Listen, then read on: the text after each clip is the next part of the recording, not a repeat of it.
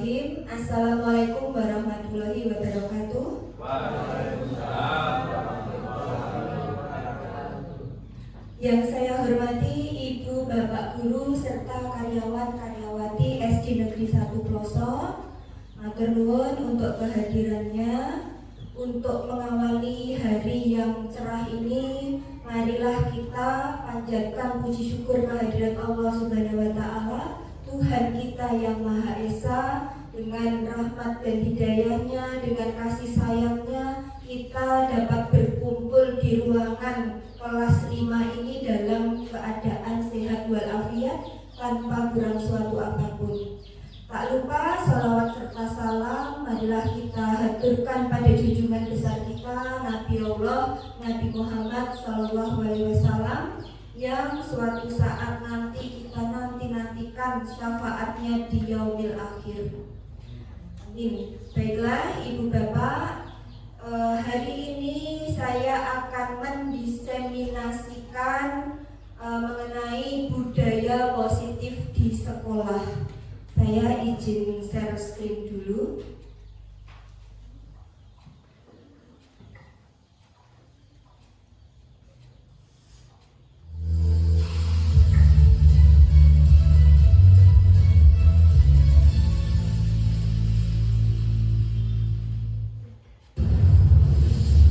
Kegiatan ini merupakan kegiatan dari program pendidikan calon guru penggerak yang saya ikuti, dan saya sudah melaksanakan budaya positif di SD Negeri 1 Ploso ini, yang hari ini akan saya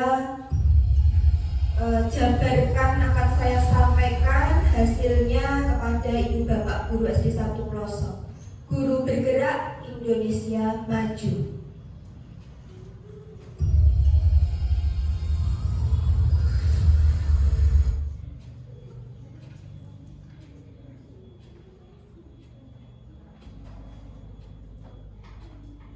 Selamat datang para guru hebat dan juga keluarga SD 1 Ploso.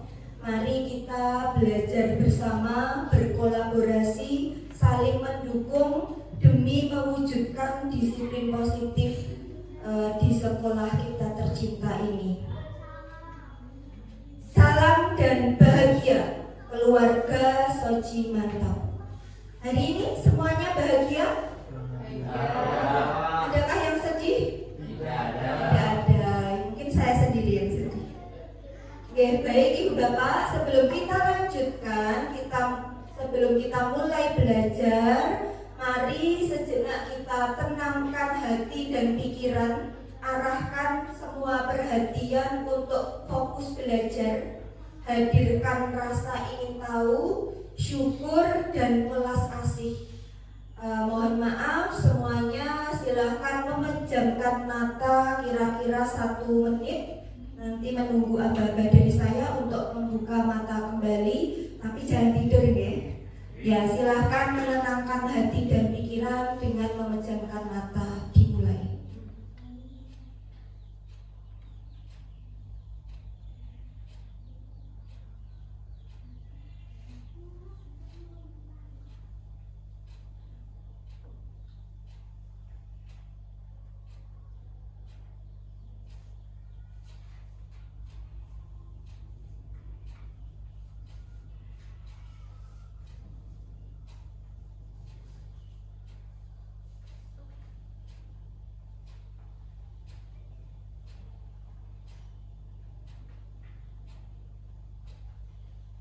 Oke, baik, boleh buka mata kembali, mungkin cukup ya, tidak perlu 1 menit.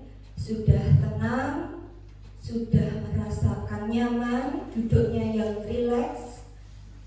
Bagaimana perasaan Ibu Bapak setelah memejamkan mata, menenangkan hati dan pikiran? Adakah yang ingin disampaikan secara spontan saja? Sunyi. Rasanya bagaimana Ibu Bapak ketika mengajar? Apakah membayangkan sampai sana? Apa yang dibayangkan yang ada di benak Ibu Bapak ketika tadi merem? Ketenangan belajar. Berarti Ibu Bapak siap untuk belajar hari ini. Ada lagi? Apa yang Ibu Bapak rasakan setelah merem tadi, atau ada yang tidur atau malah berambiang mikir kayak orang gena? Ngantuk? Ada?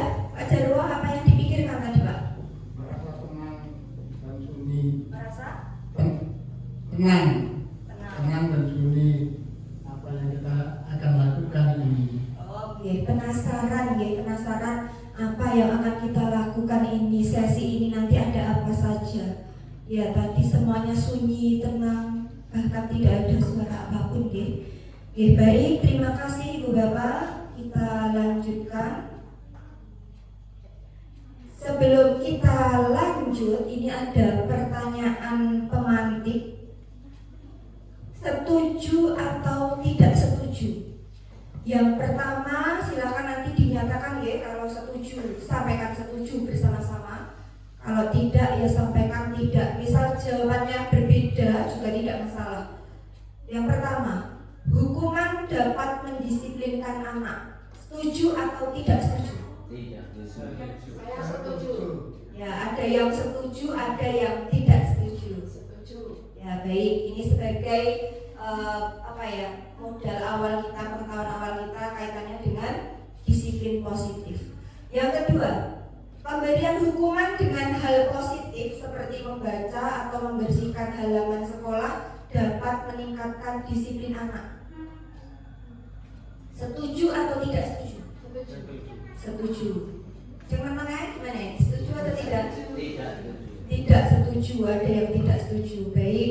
Yang ketiga, memberi penghargaan dapat meningkatkan motivasi belajar anak. Setuju. Ada yang tidak setuju? Yakin setuju semua? Ya, oke, baiklah. Nanti pertanyaan pemantik ini akan terjawab setelah selesai sesi diseminasi, dan akan paham apakah jawaban-jawaban panjenengan di awal ini sudah tepat atau belum. Menurut paradigma baru pendidikan di Indonesia di era Merdeka Belajar ini. Baik, kita lanjutkan. Saya belum akan menjawab tepatnya bagaimana. Nanti Dilan akan bisa menyimpulkan sendiri setelah saya selesai menyampaikan semuanya. Nah, untuk yang pertama adalah konsep utama modul budaya positif. Itu ada beberapa. Ini yang pertama adalah perubahan paradigma belajar. Kemudian disiplin positif. Jadi disiplin itu ada disiplin negatif dan positif. Kalau ada positif berarti tentu ada yang negatif. Nah, yang selama ini kita lakukan mendisiplinkan anak itu termasuk negatif atau positif, nanti akan bisa kita rasakan setelah selesai pemaparan ini. Kemudian tentang kebutuhan dasar manusia. Nah, kita kan tahu ya kebutuhan dasar manusia itu apa saja. Ada kebutuhan primer, sekunder kalau dalam pelajaran ya. Apakah hanya itu saja? Ternyata nanti akan mungkin bisa lebih dari itu. Kemudian ada motivasi perilaku manusia. Setiap manusia berperilaku itu ada tujuannya, ada motivasinya. Nah, apa saja itu nanti kita akan bahas bersama. Kemudian keyakinan kelas atau kesepakatan kelas. Bukan lagi peraturan, tapi sekarang namanya keyakinan kelas. Kemudian ada posisi kontrol, restitusi. Bagaimana posisi panjenengan sebagai guru, sebagai orang tua, sebagai orang dewasa memposisikan terhadap anak-anak kita. Yang terakhir nanti ada segitiga restitusi. Nah, kita bahas yang pertama kaitannya dengan pembelajaran dengan paradigma baru. Ini dirancang berdasarkan prinsip pembelajaran yang terdiferensiasi, sehingga setiap siswa belajar sesuai dengan kebutuhan dari tahap perkembangannya untuk mewujudkan profil pelajar Pancasila. Jadi belajarnya anak itu sesuai kebutuhan mereka, bukan lagi sesuai kehendak guru. Jadi paradigma pembelajaran baru yang sekarang, anak belajar sesuai apa yang mereka butuhkan. Kita guru tidak lagi menuntut anak, tapi kita menuntun kodrat anak untuk dapat memenuhi kebutuhan belajarnya. Kodrat anak itu ada kodrat alam dan kodrat zaman. Yang mana kodrat alam yang disesuaikan dengan lingkungan sekitar anak, apa yang mereka butuhkan yang berkaitan dengan lingkungannya. Kemudian kodrat zaman kaitannya dengan eranya sekarang, era digital. Anak-anak yang mereka butuhkan adalah zaman teknologi modern. Jika kita sebagai guru ketinggalan teknologi, otomatis kita juga tidak akan bisa mengikuti tumbuh kembang anak sesuai kodrat zamannya. Nah, tadi sesuai untuk mewujudkan profil pelajar Pancasila.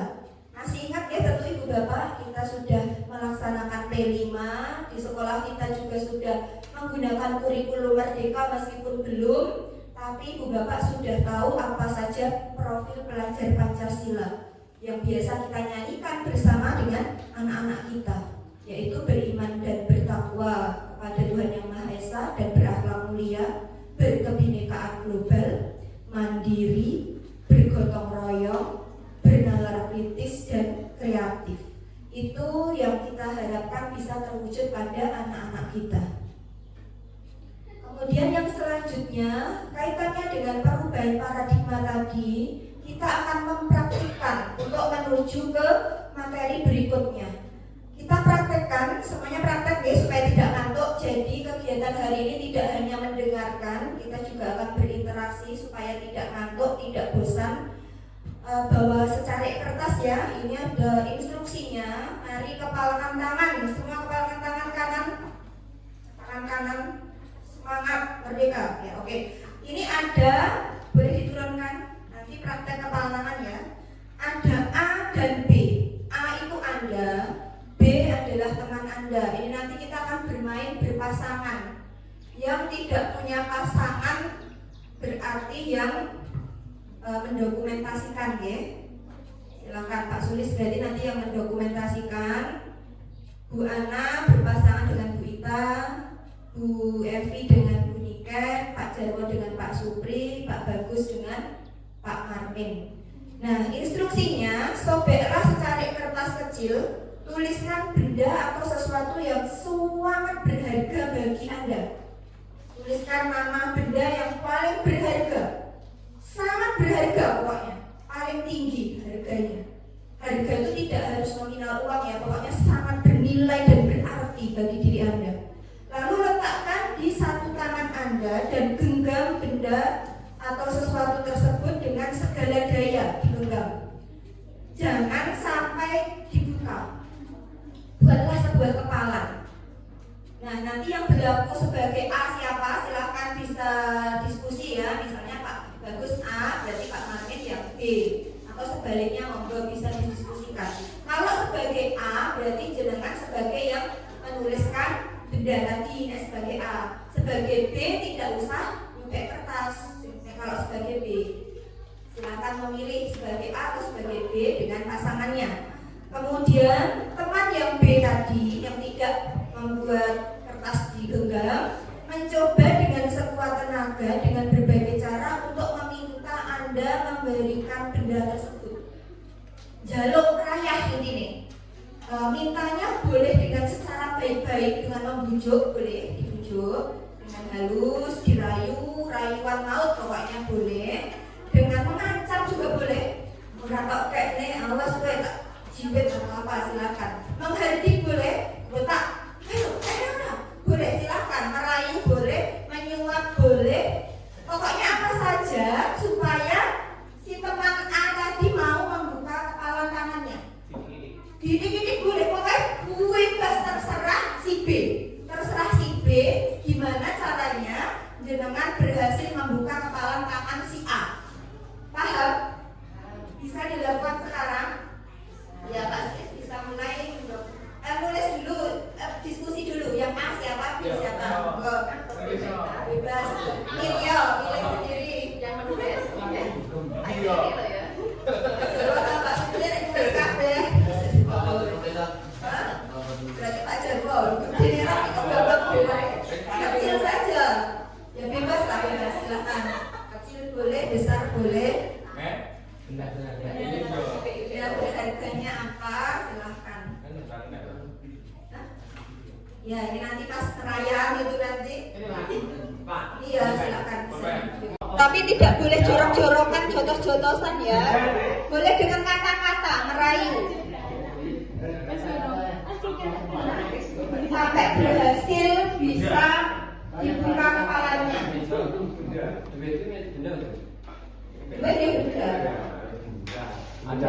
Ada benda cair, ada benda Tapi jangan istri ya. Benda mati.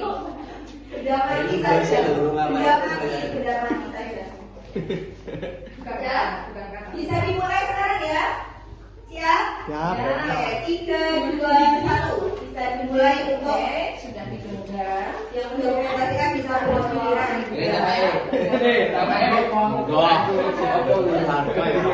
Oh, pacaran gampang.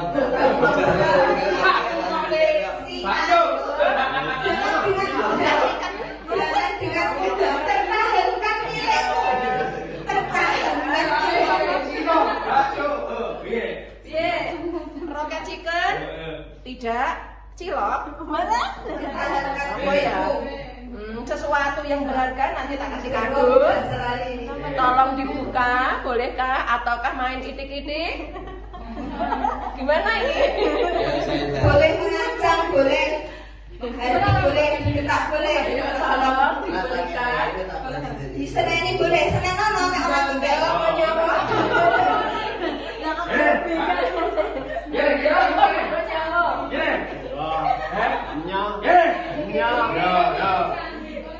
Yakin, Pak Yakin? Yakin, ayo. Yakin diberikan.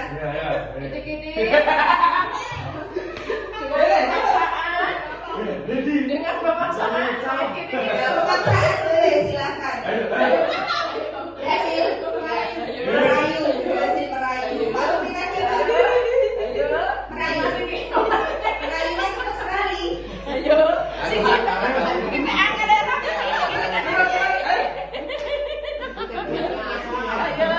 Please, Tuan Putri. Kali ini Tuan Putri Cinderella berikan padaku benda yang sangat berharga darimu sehingga dia tidak boleh tahu. Sebelum berhasil masih dua ya. Yang dua.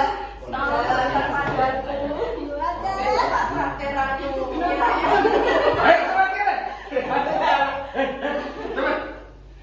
Ya, dirayu.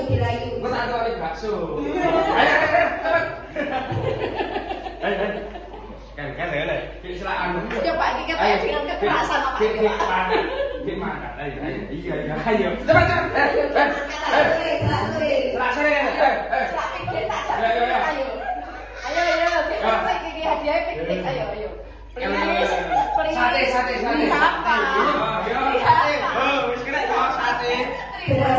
Berhasil tuh kali sate kok. Ya, oke, bisa kembali ke tempat masing-masing. Boleh dibuka ya, Kak? Ya, boleh dibuka sekarang. Ya, sambil duduk bisa dibuka. Penasaran Apa yang berharga dari teman Anda? Apakah Apa dari Kuita, Pak? handphone, Bu? Handphone ya. Handphone, Bu. Ya, pasti Bisa saya tetap pakai Oh ya, betul sekali. Dari Pak Martin apa? Uang. Wah, sudah berhasil dapat uang bisa dijajaki menjadi sate. Kemudian Pak Jarwo, maksudnya apa itu? Bermain. Gurmen. Ayat langsung dikaitnya langsung bawa gurgul kan ya. Ternyata langsung diberikan. Kemudian dari Bu Evi apa yang dari HP juga sehati dengan Bu Ita. Ya memang HP itu kita tidak bisa lepas dari HP ya zaman sekarang. Ya baik, berarti kalau kita simpulkan kenapa sih kok mau memberikan? Kenapa kok tidak mau? Terus berada di mana kontrol posisinya? Bisa ada yang mau menyampaikan sebelum saya simpulkan? Menurut Bu Ana, kenapa kok kita mau memberikan? Awalnya Bu Ita tidak bisa memberikan karena yang tertulis di gegeran itu benda yang sangat berharga baginya. Jadi tidak mau memberikan ke saya.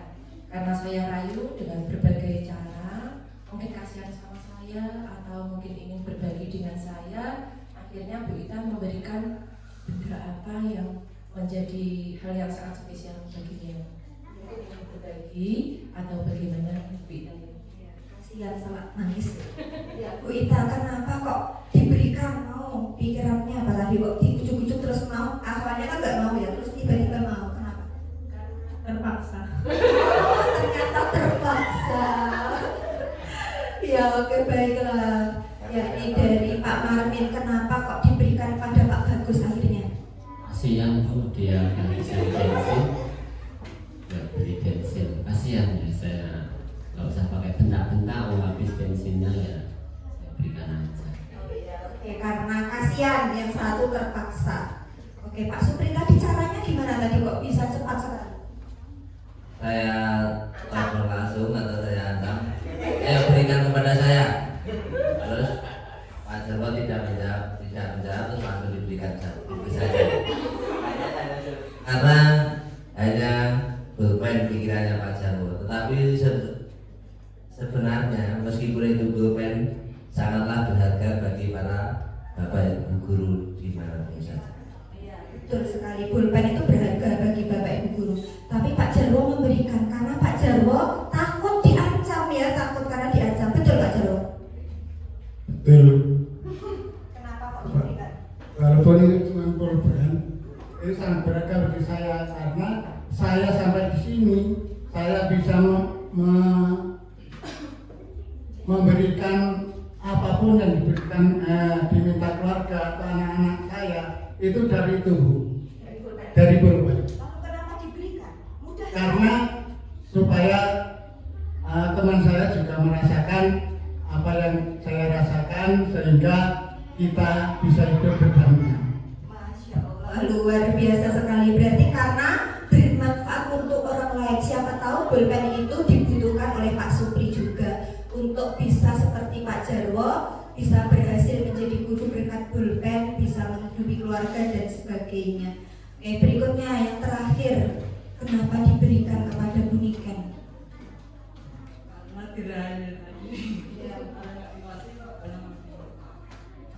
Kenapa kok mau memberikan? Kok gampang sekali?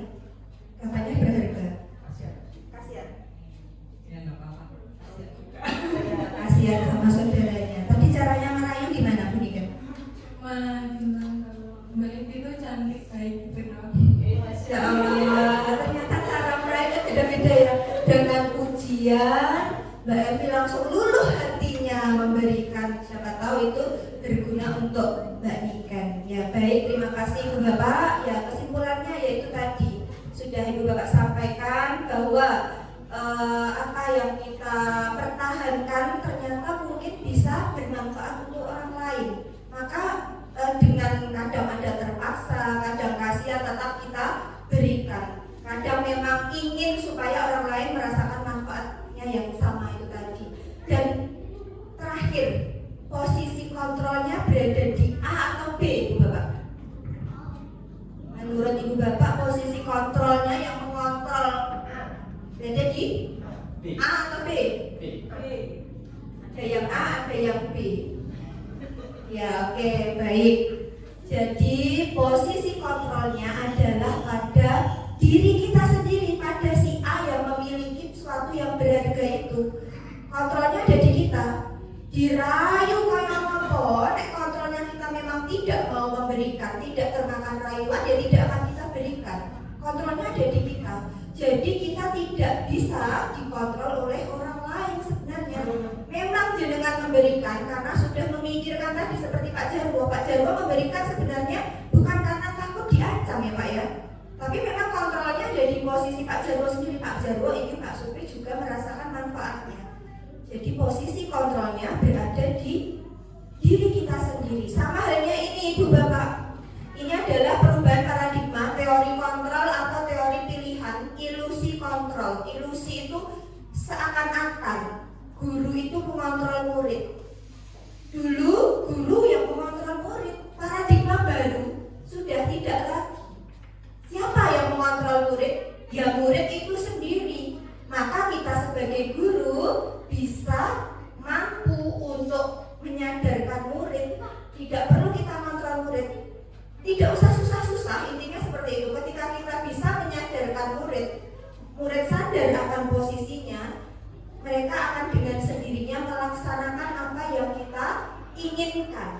Ora usah dikontrol, tidak usah diancam, tidak usah dihukum, tidak usah dirayu. Nek wis sadar dhewe otomatis akan melaksanakan dengan senang hati seperti Pak Jarwo tadi. Seperti itu nggih, Bapak. Kemudian ilusi bahwa kritik dan membuat orang merasa bersalah dapat menguatkan karakter itu ternyata tidak benar. Ini paradigma baru ya, menurut paradigma baru seperti ini. Jadi kritik dan membuat orang merasa bersalah itu ternyata tidak bisa menguatkan karakter seseorang. Karakter seseorang itu bisa terbentuk atas kesadaran dirinya sendiri. Kemudian ilusi bahwa semua penguatan positif, efektif dan bermanfaat. Tadi katanya apa tadi? Penguatan positif kan penghargaan hadiah ya. Itu juga ilusi, itu hanya ilusi kita. Yang sebenarnya mereka bisa meraih prestasi, sebenarnya mereka sudah punya posisi kontrol atas kesadaran dirinya sendiri. Satu lagi, ilusi bahwa orang dewasa memiliki hak untuk memaksa itu juga hanya ilusi. Kita tidak bisa memaksa anak-anak itu sebenarnya ya. Mulai sekarang kita tidak lagi memaksa anak-anak. Kita arahkan, kita tuntun anak-anak untuk bisa memiliki kesadaran diri. Otomatis kita harus penak dewe, harus merasa susah-susah menghukum, merasa menghardik, tidak usah mengontrol anak, mereka sudah berjalan dengan sendirinya. Nah, bagaimana cara bisa menyadarkan anak-anak kita? Oke, kita break sebentar. Tunggu tak cut berarti sebentar. Kita potong anak yang keluar. Satu pacara bareng. Satu pacar. Satu dalam siu pacarnya nanti. Hah? Oh, Biar kayak iya. kan? Kita piknik deh. Kudu pacaran. Jadi kan 1 Juli pacaran. Iya. Hari lahirnya Naira, hari lahirnya Pancasila. Dan ini di sana.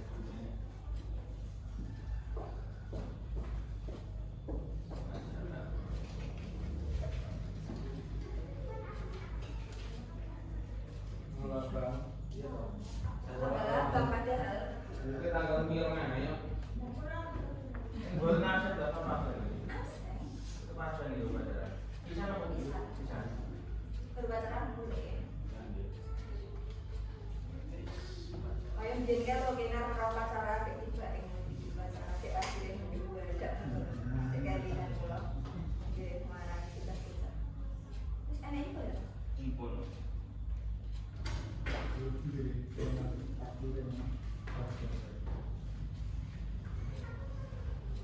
Yang ambil itu apa?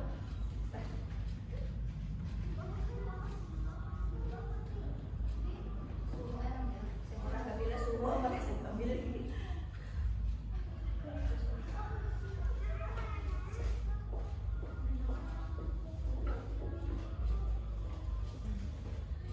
Anak saya kan sunat, udah ke sekolah. Boleh nggak saja bibik saya orang apa? Oke baik Ibu Bapak, kita lanjutkan yang berikutnya. Perubahan paradigma stimulus respon menjadi teori kontrol atau teori pilihan. Siapa sesungguhnya yang memiliki kontrol? Tadi kita sudah praktik ya kaitannya dengan teori kontrol. Yang mengontrol adalah diri kita. Kalau dulu teorinya adalah stimulus respon. Stimulus respon itu bagaimana? Kita mencoba mengubah orang lain agar berpandangan sama dengan kita. Kowe kudu padha karo aku. Nah, kalau sekarang menurut teori kontrol yang lebih baik adalah kita berusaha memahami pandangan orang lain tentang dunia. Jadi setiap orang itu punya pandangannya sendiri-sendiri dan kita menghargainya. Tidak harus sama. Berbeda tidak apa-apa, tapi tetap dalam kerukunan seperti itu, mungkin ya, kebinekaan. Kemudian perilaku buruk dilihat sebagai suatu kesalahan. Kalau dulu nek buruknya pokoknya salah. Wis salah gue jahat. Nah, ternyata tidak. Menurut teori yang terbaru, semua perilaku itu memiliki tujuan. Kenapa orang itu jahat? Kenapa orang itu melakukan perilaku buruk? buruk itu sebenarnya memiliki tujuan. Ada tujuannya, tujuan yang harus mereka penuhi. Nah itu nanti ada kaitannya dengan kebutuhan dasar manusia. Jadi manusia melakukan sesuatu itu karena memiliki tujuan untuk memenuhi kebutuhan dasar dalam hidupnya. Jahat itu juga karena pengen terpenuhi kebutuhannya, tapi caranya yang salah. Sama halnya anak-anak kita, mereka nakal, mungkin usil atau membuli, itu sebenarnya mereka itu bukan hal buruk sebenarnya. Kita tidak bisa memandang itu hal buruk. Itu sebenarnya adalah mereka ingin mencapai tujuan.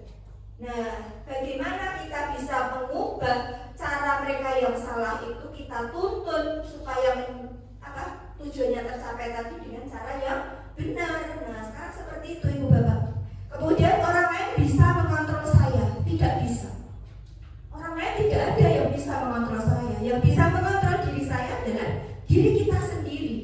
Ya, hanya Anda yang bisa mengontrol diri Anda sendiri.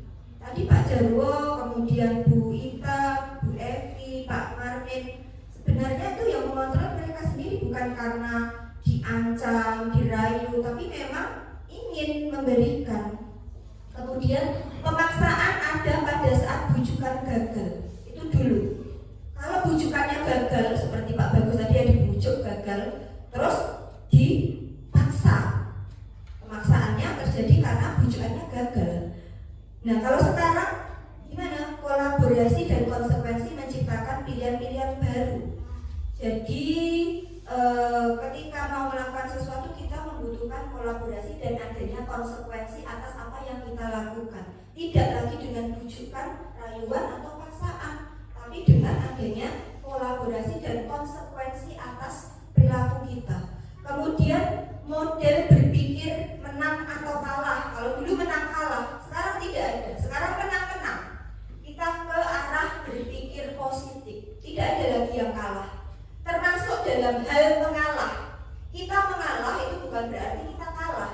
Kita mengalah karena kita untuk memenangkan diri kita dalam mengontrol diri. Seperti itu. Kemudian kita masuk ke materi yang kedua, disiplin positif.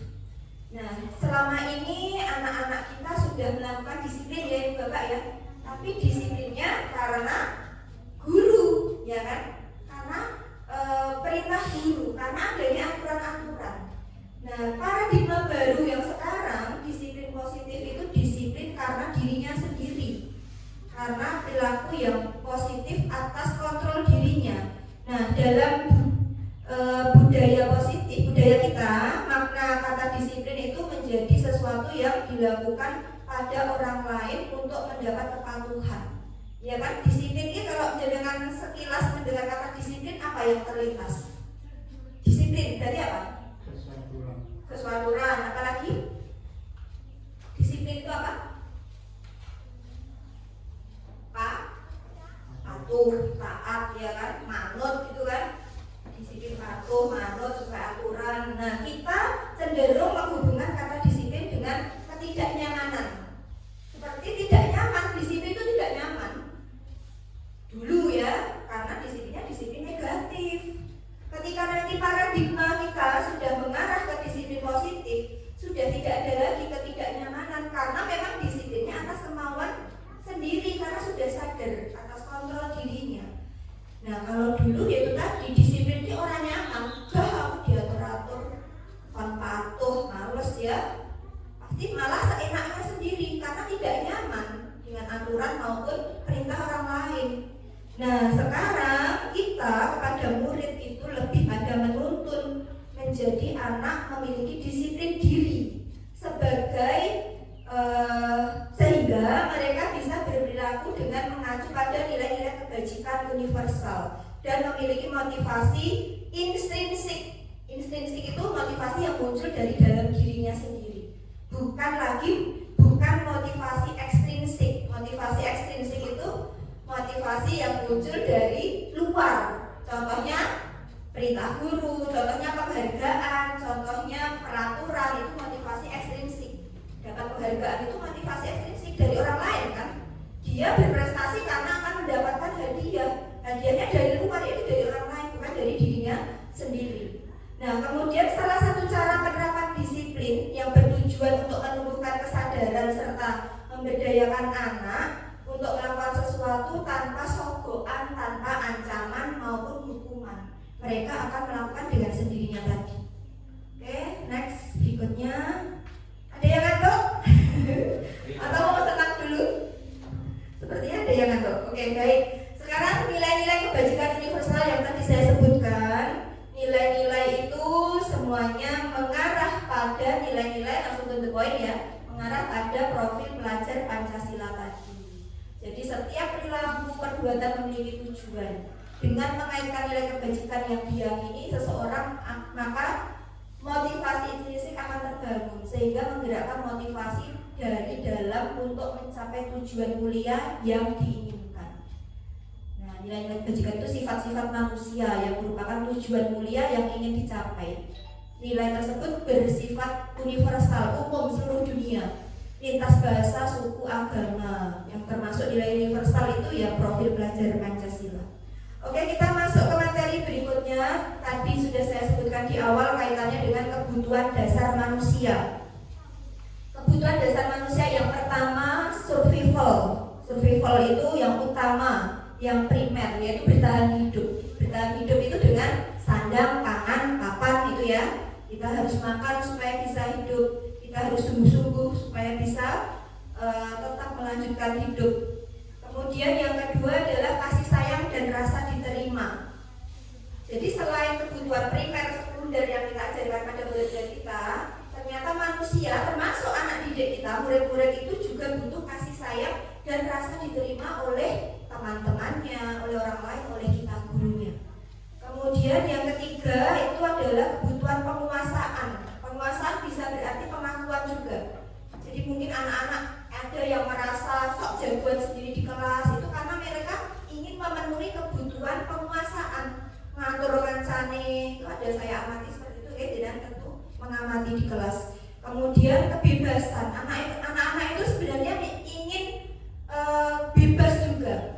Jadi di Merdeka Belajar kita bebaskan keinginan mereka ingin belajar apa misalnya ya, kita penuhi kebutuhan dasar mereka. Meskipun tidak semuanya ya, kebebasan tentu tetap kita arahkan. Kemudian yang kelima, kesenangan. Anak-anak itu ingin bahagia termasuk kita. Jadi kita harus bisa memenuhi kebutuhan kesenangan anak-anak. Senangnya apa? Bahagianya apa? Bahagia diajak nyanyi-nyanyi, bahagianya diajak jalan-jalan keluar misalnya.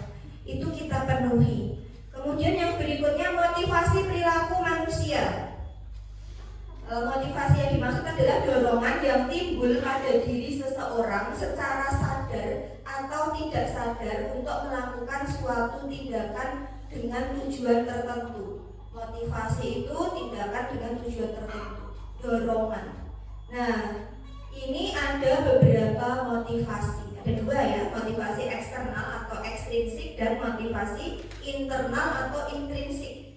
Yang pertama, motivasi eksternal itu untuk menghindari ketidaknyamanan atau hukuman.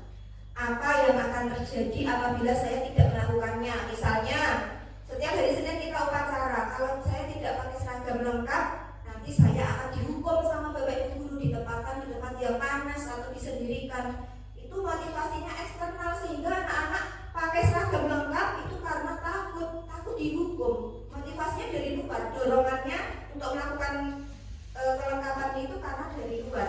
Kemudian untuk mendapatkan imbalan.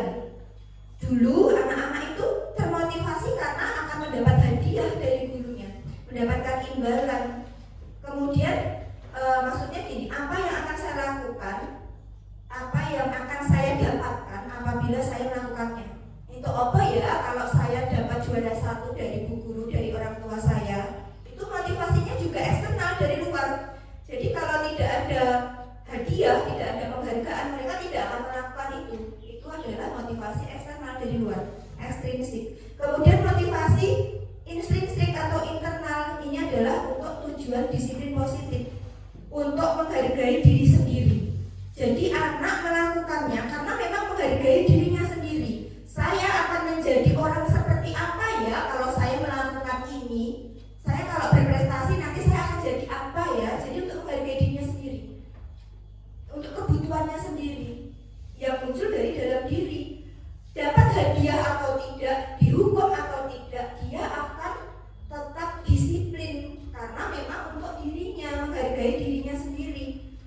menjadi orang seperti apa nanti kalau saya disiplin ketika upacara. Oh, saya akan jadi orang yang tertib, disiplin, manajemen waktu dan sebagainya, yang akan berpengaruh pada hidup saya suatu saat nanti. Nah, itu tugas kita sebagai guru untuk bisa mengarahkan. Kemudian perbedaan hukuman dan konsekuensi. Nah, sekarang ada namanya konsekuensi. Hukuman ini adalah sesuatu yang gagal. Kemudian konsekuensi adalah identitas yang sukses. Identitas gagal dan identitas sukses. Nah, hukuman sesuatu yang menyakitkan harus terjadi. Kalau dihukumkan menyakitkan ya. Konsekuensi sesuatu harus terjadi karena saya melakukan sesuatu hal. Saya mencoret-coret buku teman saya, maka saya akan mengganti buku teman saya, itu namanya konsekuensi. Maka pas dengan sesuatu yang mereka lakukan. Kalau dulu kan telat disuruh lari 100 kali, apakah sesuai dengan kesalahannya? Wong salah yang telat kok malah dikon lari, ya kan? Itu malah akan menyakiti anak. Itu namanya hukuman. Sedangkan konsekuensi itu disesuaikan dengan apa yang kesalahan anak lakukan. Nah, ini anak akan lebih menghargai disiplin, stimulus, tanggapan, kemudian konsep diri yang baik. Kalau hukuman itu paksaan, anak akan membenci kedisiplinan, nggak mau disiplin, benci karena dihukum. Juga tumbuh dendam pada guru juga bisa. Konsep diri yang buruk, anak belajar menyembunyikan kesalahan. Berbuat salah, delik-delik, tidak akan mau mengakui. Marah, rasa bersalah, dipermalukan. Sedangkan kalau konsekuensi itu kehilangan hak, dibuat tidak nyaman, diasingkan, tapi hanya untuk sementara. Nanti setelah anak-anak menyadari kesalahannya akan kembali ke jalan yang benar. Anak belajar untuk mematuhi peraturan. Nah, sekarang ada dua, ternyata identitas sukses itu tidak hanya konsekuensi. Kalau identitas gagal itu adalah hukuman, kita akan membentuk identitas yang gagal pada anak-anak kita ketika kita memberi hukuman. Karena hukuman itu tidak sesuai dengan kesalahan yang mereka lakukan. Hukuman itu tidak disepakati di awal. Salah apa cukup dihukum, tidak tahu menahu, ngerti-ngerti dihukum, menyakitkan sekali. Tapi kalau konsekuensi itu sudah diberitahu. Nah, nanti kalau kamu misalnya terlambat, maka kamu tidak bisa ikut pelajaran, misalnya pelajarannya di luar karena kamu datang terlambat. Konsekuensi sudah disampaikan di awal, jadi anak-anak tidak akan terlambat, takut belajarnya tidak bisa bersama teman-teman. Nah, yang lebih baik lagi, kalau konsekuensi itu netral, hukuman itu negatif, kalau restitusi itu positif. Ini adalah disiplin positif, restitusi. Identitas yang sukses, kita akan mewujudkan identitas yang sukses. Restitusi itu merupakan suatu pilihan. Restitusi ini menguatkan murid untuk jangka waktu yang panjang. Kemudian korban mendapat ganti dengan restitusi. Ini misalnya ada suatu kasus, ada korban dan ada anak yang berperilaku tidak benar pada temannya. Korban akan mendapat ganti sesuai yang dilakukan teman yang salah. Itu kalau restitusi. Kalau hukuman tidak, ya biasanya korban tidak akan dapat apa-apa.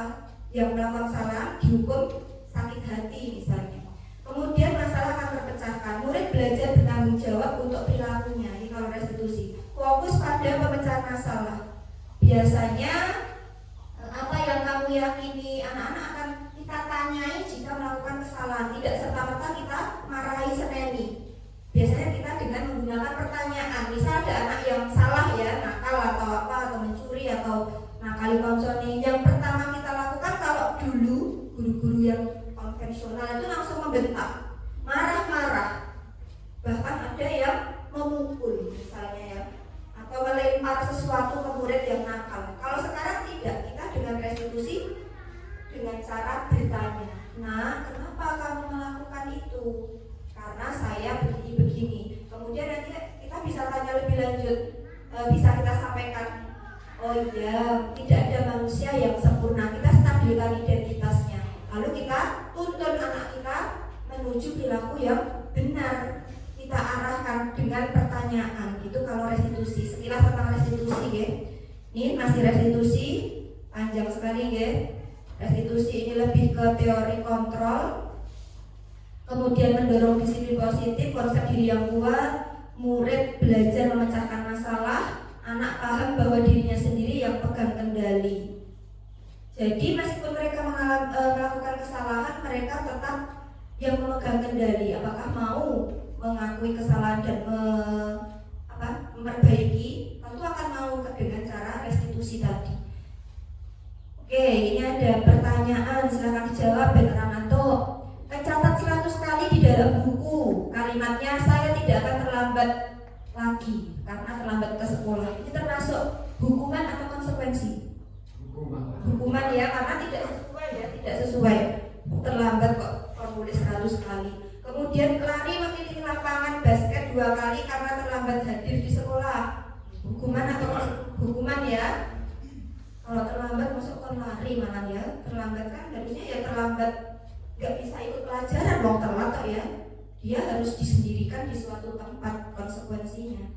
Karena terlambat, bukan malah disuruh lari, malah menyakiti anak kan. Tapi ketika dia disendirikan di perpus, sana kamu tidak bisa ikut belajar karena kamu terlambat. Yang bisa ikut belajar yang tidak terlambat, besok lagi dia tidak akan terlambat karena merasa diasingkan, tapi diasingkan hanya sementara. Kemudian murid diminta push up karena tidak maskeran, hukuman ya. Mau orang maskeran di push up, kalau tidak maskeran harusnya hukumannya apa? Menjauh ya dari teman-teman. Ini pas zaman COVID mungkin ya, jangan dekat teman-teman, kamu sendiri sana di perpus sana. Atau jangan masuk ke kelas kalau kamu tidak pakai masker. Konsekuensinya itu tidak dihukum, malah kamu lari. Masaknya anak ya. Mungkin ada guru-guru yang seperti itu, tapi di sini tidak ada ya. Kemudian menggantikan kertas tugas teman yang telah dicoret-coret. Konsekuensi. Jadi nek nyoret-nyoret kertas koncone yo ngijoli, itu konsekuensinya, itu bukan menghukum ya. Tapi memang sudah tanggung jawab atas kesalahan. Membersihkan tumpahan air di meja yang tersenggol, konsekuensi ya. Banyak sekali anak-anak kita ya, terus Bapak Ibu guru biasanya minta untuk ngepel ya kan. Itu berarti kita sudah melakukan hal yang benar dengan konsekuensi, tidak menghukum. Misalnya juga anak ada yang iseng disuiram-siramkan dengan sengaja, gurunya marah, langsung dihukum, sana kamu keluar, lari 100 kali. Nah itu menghukum dan tidak dengan tepat. Harusnya kalau dia sengaja menyiram-nyiramkan, ya kita beri pengertian, kita beri restitusi tadi dan suruh tanggung jawab untuk ngepel, itu yang benar ya. Di sini juga sudah seperti itu. Kemudian murid disuruh mengenakan sepatu seharian karena tidak mengenakan sepatu hitam.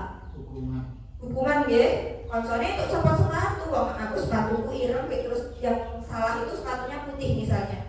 Karena kamu sepatumu tidak hitam, sepatumu tidak boleh dilepas. Ya kan kasihan ya, mungkin kan anak kadang sok nyopot sepatu gini kok. Istirahat itu sering dicopot karena gerah atau karena risih, itu tidak boleh, berarti dihukum. Anak akan sedih dan sakit.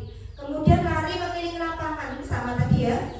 Ini jawabannya ada di sini, ya. Loh, konsekuensi deh. Lari mengelilingi lapangan basket 2 kali karena terlambat 10 menit. Konsekuensi apa hukuman? Ya pintar sekali, betul. Yang tadi kan belum tentu pelajaran PJOK ya, yang disuruh mana tadi lari di lapangan karena terlambat hadir ke sekolah. Ke sekolah kan belum tentu pelajarannya olahraga. Berarti boleh ya Pak Bagus ya. Tapi jangan banyak-banyak ya. Karena terlambat ya olahraga. Pas, kenapa pas? Lari itu termasuk olahraga. Tapi ketika itu bukan pelajaran olahraga, kayak lari, yo mesane bocah wong rambut kaos ya, sumuk dan pasti tidak nyaman. Ya betul sekali. Kemudian dihukum oleh penghargaan. Ternyata selama ini kita memberikan penghargaan itu bisa saja menjadi suatu hukuman jika penghargaannya tidak tepat. Maka kita harus berhati-hati bagaimana cara kita sering memberi hadiah kepada anak. Itu juga harus dengan cara yang tepat, karena penghargaan itu bisa menjadi suatu hukuman bagi anak. Bagi anak yang mana? Tentu yang tidak dapat penghargaan. Pasti dia akan merasa dikucilkan. Kapan ya aku itu hadiah? Aku ke bodoh. Ya mungkin aku itu hadiah, wong yang dapat hadiah dari guru itu yang pinter. Jadi anak yang bodoh itu akan merasa dihukum dan sudah tidak termotivasi. Aku bodoh kok sinau apa ya ora iso ya ora bakal iso dapat hadiah.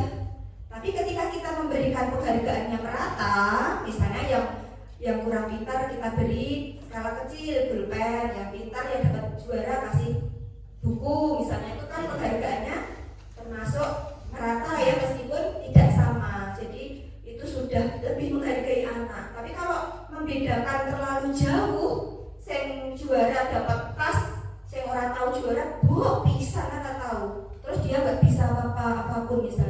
kasihan sekali. Nah, ini namanya dihukum penghargaan. Dan ternyata penghargaan itu ini pengaruhnya jangka pendek dan jangka panjang. Bisa jangka pendek, bisa jangka panjang. Jangka pendeknya, kalau sudah tidak ada hadiah, dia tidak akan termotivasi untuk meraih itu. Kalau sudah terbiasa dengan penghargaan. Kemudian penghargaan itu menghukum, tadi ya sudah saya sampaikan. Penghargaan mengurangi ketepatan. Jadi tidak tepat tadi kalau penghargaannya tidak bisa merata tadi misalnya. Kemudian penghargaan tidak efektif. Tadi ada jangka panjang dan jangka pendek tadi bisa tidak efektif. Kalau tidak ada penghargaan ya tidak akan dilakukan. Kalau sudah kecanduan hadiah, maka ya tidak harus setiap hari kita beri hadiah di waktu-waktu tertentu misalnya. Penghargaan merusak hubungan. Nah, penghargaan ini bisa merusak hubungan tadi. Murid yang tidak pernah dapat hadiah pasti akan kecewa sama gurunya, akan sedih, akan merasa tidak disayangi, rusak hubungannya dengan guru. Kemudian hubungannya dengan teman juga akan rusak. Guru kowe lho sing entuk hadiah, sing juara, pinter, jadi tumbuh rasa iri, muncul penyakit hati, juga menurunkan kualitas. Ini bahkan sudah diteliti oleh peneliti. Ada risetnya jelas kaitannya dengan ini, tapi tidak bisa saya tunjukkan. Nanti mungkin lain kali bagi yang tertarik nanti ada penelitian kaitannya dengan penghargaan menjadi suatu hukuman dan menurunkan kualitas. Jadi kadang anak yang sudah dapat juara itu kalau wis juara yo wis berarti wis tidak kalau tidak ada lagi kompetisi akan biasa saja, hanya akan melakukannya ketika ada kompetisi. Jadi menurunkan kualitas. Dia berkualitas hanya kalau ada penghargaan. Kalau tidak ada penghargaan biasa-biasa RPDW. Kemudian penghargaan mematikan kreativitas, sama halnya kualitas tadi ya, akan mati kreativitasnya. Tidak akan ada kreativitasnya orang yang penghargaan. Penghargaan mengurangi motivasi intrinsik. Jadi motivasinya jadi ekstrinsik. Nek orang itu konjobo tidak akan termotivasi untuk belajar, untuk berusaha. Motivasi intrinsiknya hilang. Nah, sekarang bentuk program kebajikan atau apresiasi. Nah, seperti ini tuh Bapak. Kita kalau dulu namanya penghargaan atau hadiah, ini sebenarnya sama. Tapi cara perlakuannya yang berbeda. Istilahnya ganti. Nek biyen istilahnya hadiah atau penghargaan, sekarang apresiasi atau pengakuan. Diakui bahwa anak itu berhasil. Nah, yang perlu diingat ini, beri pengakuan secara khusus. Secara khusus itu misalnya si A berhasil, kita beri tepuk tangan, kita akui luar biasa, kamu bisa, kita beri pujian, tapi dia tidak berlebihan. Kemudian pengakuan juga secara pribadi, sama dengan khusus tadi. Beri pengakuan kepada semua murid secara bergantian. Jadi secara bergantian, murid yang tidak berprestasi juga kita beri pengakuannya pada prestasi yang lain. Prestasi itu kan tidak harus juara kelas. Misalnya dia sudah disiplin, kemudian rajin sholat duhanya, daripada mungkin ada murid yang pintar tapi sholat duhanya males, itu kita beri pengakuan pada kepintarannya. Kalau yang orang pintar tapi dia disiplin, suka membantu, kita beri pengakuan di depan kelas. Si ini anak yang menghargai teman, anak yang peduli. Nah, seperti itu secara bergantian. Hari ini jangan memberi pengakuan pada si A karena dia peduli pada teman, suka membantu. Nah, itu bisa secara bergantian. Ini apresiasi itu merata kepada semuanya. Jadi tidak hanya pada anak yang pintar saja.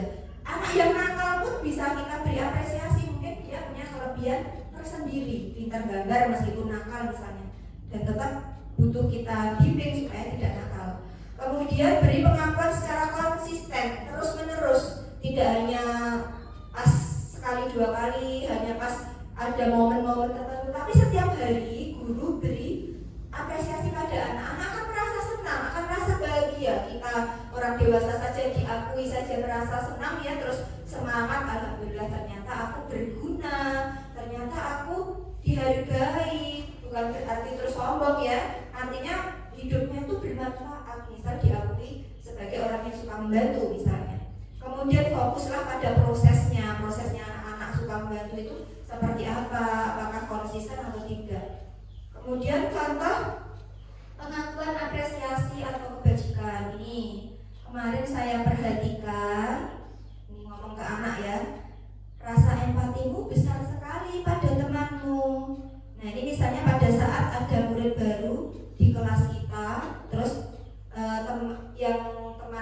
sebagai yang menolong. Ada murid baru, di sini kan akan ada murid baru ya.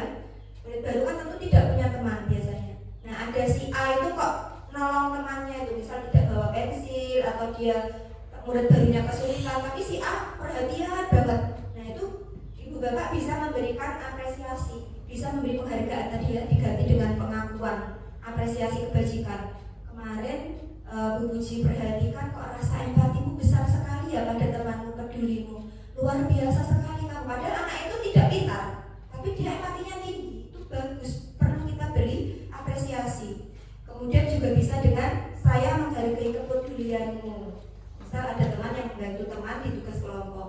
Bisa juga dengan terima kasih pada anak-anak kita. Terima kasih ya sudah mengembalikan buku paketnya. Misal ada satu anak yang lain udah bablas pulang, tapi ada satu anak yang peduli, paket yang di meja diberesin terus dikembalikan ke lemari. Itu perlu kita beri apresiasi. Luar biasa sekali, terima kasih sudah bertanggung jawab. Di saat teman-temanmu pulang, kamu mau mengembalikan buku sendiri, atau ini memungut kertas berserakan contohnya. Nah, sekarang kita sampai pada restitusi yang tadi sering saya sampaikan. Dalam sebuah acara pesta ulang tahun, ada suatu kasus teman Anda memecahkan gelas. Apakah Anda akan membiarkan dia membayar harga gelas yang dipecahkannya? Nah, siapa yang akan membayar? Ada acara pesta, terus temanmu, pesta ulang tahun temanmu memecahkan. Apakah Anda akan membiarkan dia membayar harga gelas yang dipecahkannya? Tidak. Tidak ya. Caranya gimana?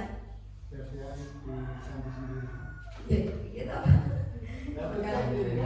Berarti kan sedang acara terus memecahkan, acaranya rampung. Apakah jenengan membiarkan Bu Ana membayar sendiri padahal jenengan berangkat berdua misalnya? Gimana supaya kita bisa menghargai orang lain? Iya, karena berangkatnya bersama-sama, temanmu kan tidak sengaja ya. Ya saya bantu ya Pak Roman ya. Nah, kita punya inisiatif untuk membantu. Kemudian Anda sudah janjian bertemu dengan teman Anda, namun ternyata dia juga memiliki janji penting bertemu orang lain di tempat lain, dan Anda terpaksa naik taksi untuk menemui teman Anda di tempat itu. Apakah Anda akan meminta teman Anda membayar taksi? Tidak ya, karena memang sudah keinginan kita untuk menemui teman, karena rasa tanggung jawab kita atas janjian kita tanggung jawab. Kemudian pegawai Anda membuat kesalahan dan menyebabkan kerugian finansial pada perusahaan. Pegawai tersebut menawarkan untuk bekerja lembur tanpa bayaran. Apakah Anda sebagai pemilik perusahaan akan menerimanya? Sebagai bos ada anak buah yang menyebabkan kerugian. Apakah Anda mau menerima pegawai itu yang menawarkan lembur tanpa bayaran? Tega? Tidak ya?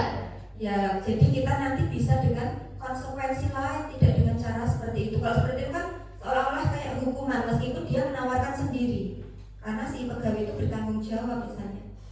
Nah, ini bila ada seseorang berbuat salah pada Anda, ketika mereka menawarkan sebuah tindakan untuk memperbaiki kesalahan mereka, kemungkinan besar jawaban Anda akan menolak semua tawaran itu dan bilang tidak usah, tidak apa-apa, lupakan saja.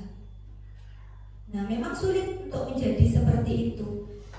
Kemudian kebiasaan kita selama ini, bila ada orang yang berlaku salah pada kita, adalah langsung memaafkan, atau bahkan kita melakukan sesuatu yang membuat mereka tidak nyaman atau merasa bersalah. Kita cenderung untuk berfokus pada kesalahan daripada mencari cara bagi orang yang berbuat kesalahan untuk memperbaiki diri. Jadi kita lebih fokus ke bagaimana cara orang itu memperbaiki diri, bukan fokus pada kesalahannya, bukan fokus pada kesalahannya, tapi fokus pada orangnya, supaya orang itu bisa lebih baik membayar akibat dari kesalahan mereka daripada mengembalikan harga diri mereka, membuat kondisi menjadi impas, menjadi lebih penting daripada membuat situasi menjadi benar. Paham maksudnya? Jadi kondisinya menjadi impas karena apa? Karena orang itu bisa memperbaiki kesalahannya, suatu saat kesalahan tidak terulang. Kita tidak usah fokus pada kesalahannya terus supaya jadi situasinya benar, tapi kita lakukan di mana orang itu tidak melakukan kesalahan itu sehingga impas kondisinya tidak akan terulang.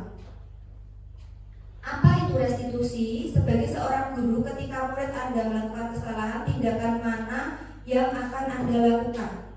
Menunjukkan kesalahannya dan memintanya melihat kesalahannya baik-baik. Apakah seperti itu? Tidak ya? Kilo salahmu. Ayo salahmu, kita piye? Mengatakan kamu seharusnya tahu bagaimana kamu seharusnya bertindak. Mengingatkan murid Anda akan kesalahan yang sama di waktu sebelumnya. Bertanya kepadanya, kenapa kamu melakukan sesuatu yang seharusnya tidak kamu lakukan? Mengkritik dan mendiamkannya. Nah, sekarang dengan restitusi itu proses menciptakan kondisi bagi murid untuk memperbaiki kesalahan sehingga mereka bisa kembali pada kelompok mereka dengan karakter yang lebih kuat. Restitusi juga merupakan proses kolaboratif yang mengajarkan murid untuk mencari solusi dari masalah mereka, membantu murid berpikir tentang orang seperti apa yang mereka ingin jadikan tujuan mulia. Ini ciri-ciri restitusi, bukan pada menebus kesalahan namun untuk belajar dari kesalahan, memperbaiki hubungan, tawaran bukan paksaan. Restitusi menuntun untuk melihat ke dalam diri. Restitusi mencari kebutuhan dasar yang mendasari tindakan. Anak-anak itu melakukan salah ini karena ingin memenuhi kebutuhan apa toh? Oh, setelah kita tahu kebutuhannya ini, maka kita bisa mengarahkan supaya anak-anak memperbaiki kesalahannya. Restitusi fokus pada karakter, bukan pada tindakannya. Restitusi fokus pada solusi. Restitusi mengembalikan murid yang berbuat salah kepada kelompoknya. Biasanya anak yang salah kan disendirikan. Nah, kemudian ini ada kasus murid sering tidak mengerjakan PR. Kalau hukuman itu guru menghukum murid dengan cara hormat bendera 10 menit. Guru marah pada murid dan membuat murid menjadi takut. Kalau konsekuensi, guru memberi konsekuensi untuk mengerjakan PR-nya saat istirahat. Saat istirahat dan dikerjakan sebanyak 3 kali lipat. 3 kali lipat ya. Guru tugas dan murid menghormati peraturan. Maksudnya gimana? Kemudian restitusi, guru menanyakan keyakinan kelas atau keyakinan dirinya dan membantu murid menyelesaikan masalahnya. Menanyakan, kenapa kamu tidak mengerjakan PR? Kita cari latar belakangnya, kita pecahkan, kita bantu anak kita supaya memperbaiki kesalahannya. Guru terbuka dan saling menghormati dirinya dan orang lain. Guru dan murid saling menghormati. Kemudian posisi kontrol restitusi. Ini adalah posisi kita, orang dewasa, orang tua maupun guru. Kita punya 5 posisi kontrol. Berada di manakah posisi kontrol panjenengan selama ini? Apakah sebagai penghukum? Apakah sebagai pemantau? Atau sebagai pembuat rasa bersalah? Atau sebagai teman? Atau sebagai manajer? Nah, ini adalah posisi kontrol restitusi. Ciri-ciri ya. Nah, ini posisi kontrol sebagai penghukum. Itu guru akan menghardik, menunjuk-nunjuk, marah-marah ya. Kalau merasa orang bersalah itu biasanya ceramah, terus nangis-nangis mungkin, terus membuat anak-anak terus merasa bersalah, sedih, kecewa sekali padamu misalnya ya. Jadi anak-anak terus merasa terenyuh, merasa bersalah. Ini termasuk identitas gagal. Guru penghukum dan merasa bersalah ini tidak baik. Kemudian identitas berhasil atau sukses tapi kontrolnya dari luar, karena ada kontrol diri, kontrol dari dalam.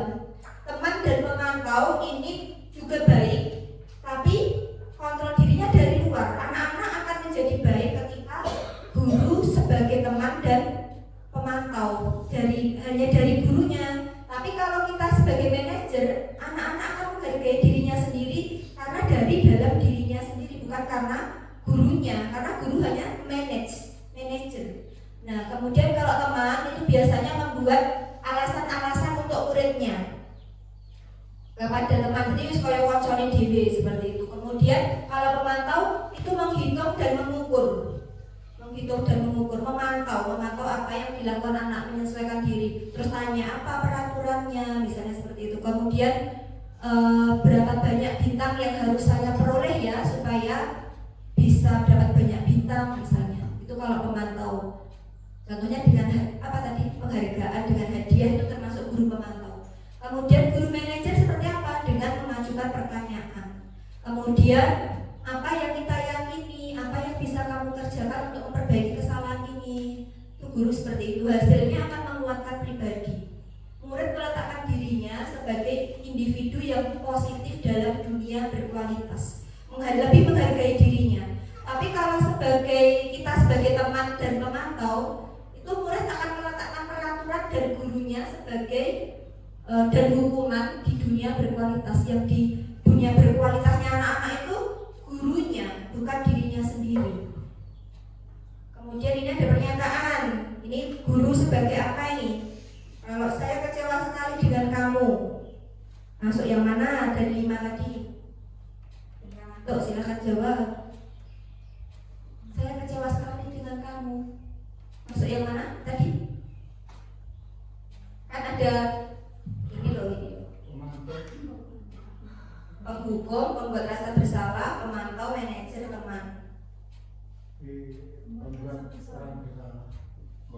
Membuat rasa bersalah. Terus kamu tidak pernah benar melakukannya. Apa ini berarti?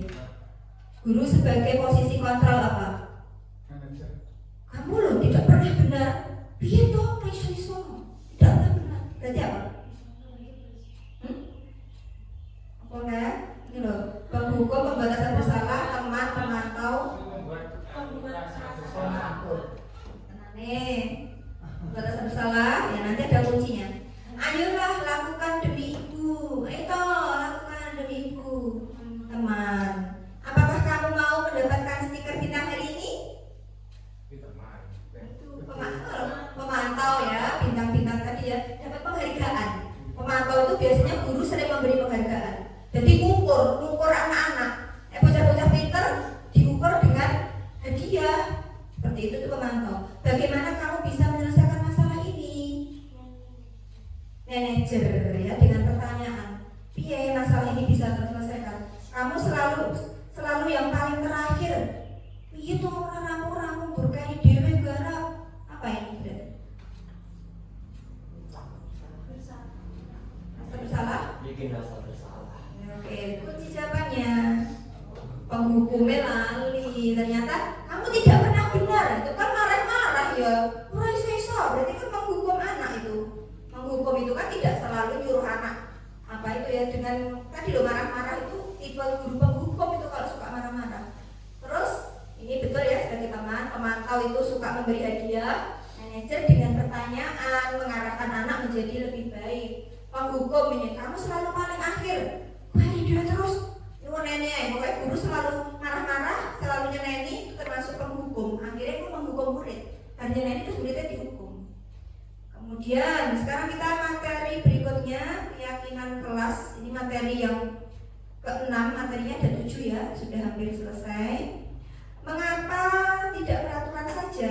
Mengapa kok harus keyakinan kelas? Nah ini contohnya kita mengapa kok kita harus memiliki peraturan menggunakan helm bila mengendarai kendaraan roda 2? Kenapa? Konsekuensinya apa? Misalkan jatuh atau ditilang. Nanti kalau ditilang tidak pakai helm, kalau jatuh keselamatan ya berarti ya, karena untuk keselamatan. Jadi sebenarnya jenengan pakai helm itu menaati peraturan atau untuk keselamatan? Kalau untuk keselamatan berarti namanya suatu keyakinan. Ini contoh keyakinan kelas untuk keselamatan kita, keyakinan diri ya.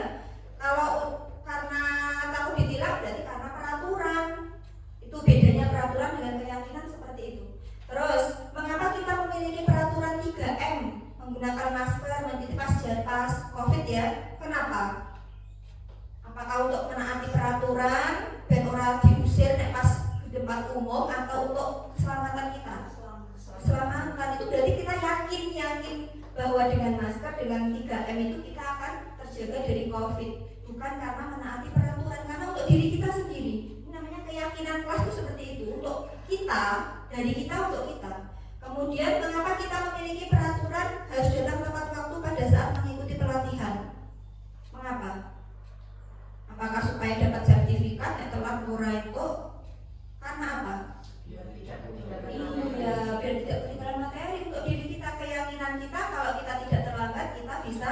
mendapatkan ilmu yang lebih daripada yang terlambat. Nah, sekarang dari situ, dari peraturan kelas tadi akan muncul namanya keyakinan kelas. Sebenarnya peraturan kan sudah ada, tapi apakah peraturan itu kita yakini untuk keselamatan kita, untuk kebaikan kita? Kalau tidak kita yakini, akhirnya akan dilanggar. Maka dari peraturan-peraturan itu, mari kita bentuk suatu keyakinan kelas.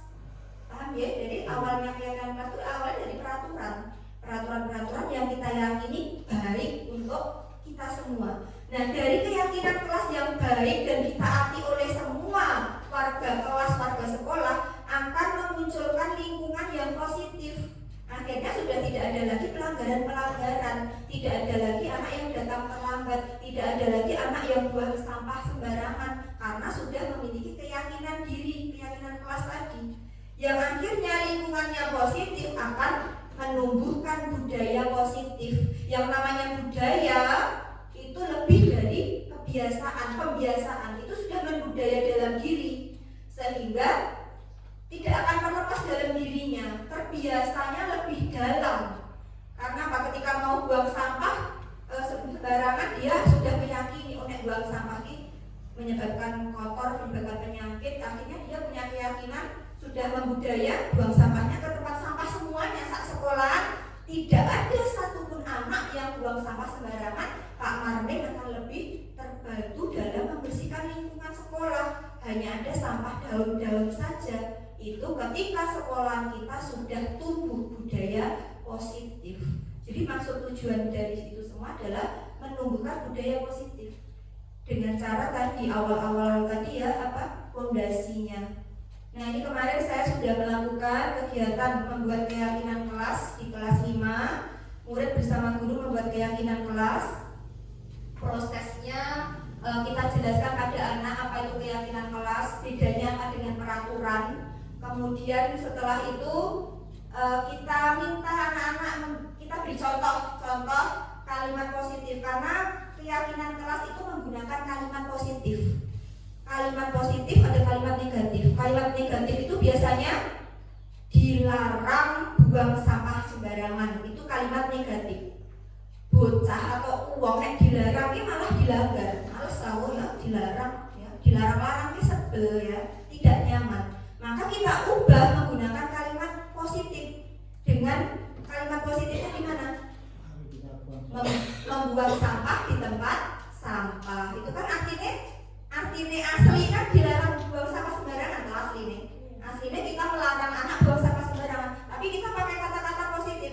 Membuang sampah di tempat sampah, itu kalimat positif. Kita sampaikan pada anak contoh-contoh kalimat positif. Terus kalau sudah ketika proses pembuatan keyakinan kelas, minta semua anak untuk memberikan pendapatnya, keyakinan kelas apa yang akan membuat kamu nyaman di kelas. Misalnya, saya akan saling peduli dengan teman. Nah, itu kan kalimat negatifnya apa? Tidak berkelahi dengan teman, itu kalimat negatifnya.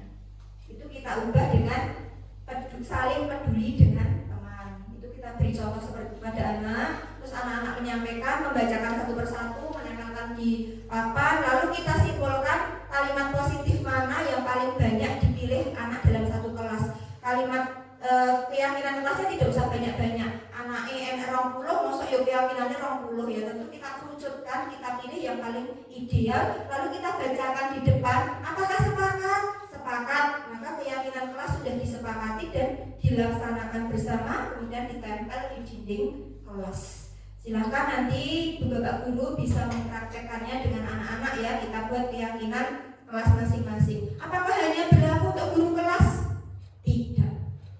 Guru PJOK dan guru agama boleh membuat keyakinan kelas, tentu akan lebih banyak karena muridnya dari kelas 1 sampai kelas 5. Misalnya sebenarnya Pak Guru olahraga ini membuat peraturan, tapi dengan cara tadi keyakinan kelas seolah-olah anak tidak diatur, tapi dia memang mengatur dirinya sendiri karena kan usulannya dewi-dewi. Ketika usulan peraturan itu dari dirinya sendiri, dia akan lebih bertanggung jawab daripada diatur oleh orang lain. Nah, Pak Bagus bisa melakukan itu, misalnya kalau olahraga aturannya begini. Sudah punya rancangan itu, Pak Bagus bisa menyampaikan kepada anak-anak dengan bahasa kalimat positif, memberi contoh, anak-anak nanti akan usul ini disepakati bersama. Misal seperti itu, ketika pelajaran khusus olahraga, itu namanya keyakinan kelas olahraga, keyakinan kelas PAI misalnya juga seperti itu. Nah, sekarang bagaimana pembentukan tadi ya, untuk keyakinan kelas itu lebih abstrak dari peraturan, lebih abstrak karena tidak mendetail, saling menyayangi, padahal itu kan detailnya apa detailnya? Tidak boleh berkelahi, tidak boleh tidak rukun. Jadi abstrak, keyakinan kelas itu abstrak. Kemudian berupa pernyataan universal, dibuat dalam bentuk positif, sedikit saja agar mudah diingat, tidak usah banyak-banyak. Oke, males nanti ya. Sesuai dengan kondisi kelas dan sekolah agar mudah diterapkan. Tidak usah yang sulit-sulit. Semua warga kelas atau sekolah dilibatkan saat membuat, bareng-bareng ini jadi disepakati. Ini ada contoh, bisa juga dinamakan kesepakatan kelas ya. Tapi kalau saya lebih condong senang menggunakan kata-kata keyakinan kelas, keyakinan kita yang sudah disepakati bersama. Ini kata-katanya semuanya positif, tidak ada kata tidak boleh, dilarang, tidak ada. Itu hanya tertib gitu aja ya, tertib. Kan sudah tahu artinya tertib. Tertib itu memang luas ya, jadi abstrak, tidak terlalu mendetail. Kalau terlalu detail itu anak-anak malah malas melakukannya. Datang tepat waktu, mengucapkan salam. Ini di TK ya. Apakah TK bisa diajak anak-anak TK? Bisa, mereka bisa diajak buat keyakinan kelas. Menjaga kebersihan sekolah, berdoa. Kemudian kami guru dan murid yang saling menyayangi. Kemudian itu peraturan sebenarnya. Jadi ketika anak-anak punya keyakinan kelas itu, tidak ada lagi anak sing nakali kancane. Anak akan selalu rukun karena punya keyakinan itu tadi, saling menyayangi. Kami murid yang semangat belajar. Jadi nek pas sekolah tidak ada yang malas-malasan, tidak ada yang ngantuk, tidak ada yang ngobrol sendiri. Karena apa? Semangat belajarnya. Ini kita paparkan pada anak, kita jelaskan maksudnya semangat. Kami murid yang peduli dengan teman-teman. Jadi tidak ada yang berkelahi tadi ya. Yang ini tadi juga keliru ya Bang ya. Kami guru dan murid tak ya, berarti murid akan selalu menghormati murid.